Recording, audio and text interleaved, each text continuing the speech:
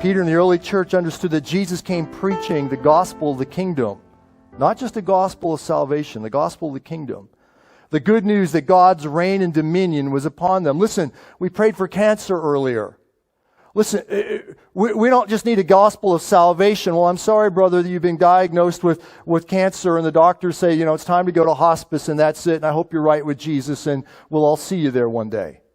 No, the gospel of the kingdom is the opposite. It is the king's domain, the reign of the king, Jesus, who has triumphed over sin and sickness and disease and darkness, and every realm has come, and he's manifested himself in the church, his body, that the church could walk in dominion against these things. Listen, it's not lording over society, but dominion against disease and sickness of the evil one.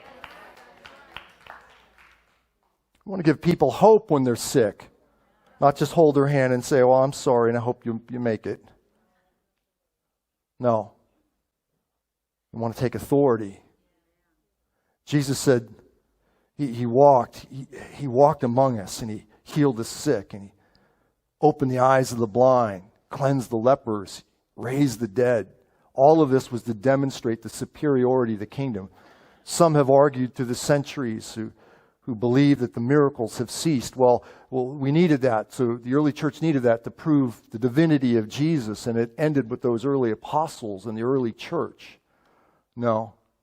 In fact, St. Augustine, one of the great leaders in the church in the 4th century, he actually had fallen into that cessationist thinking. I talk about this in my book, Receive Your Miracle.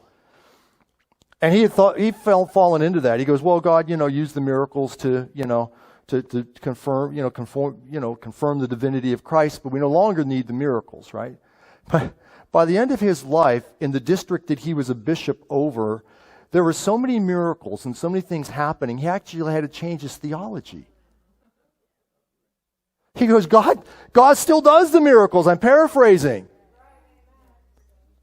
And yet most of our seminaries, they only teach the first part of Augustine's life in theology. You see, we need to understand that Jesus came teaching a gospel of the kingdom, the dominion, his dominion over all.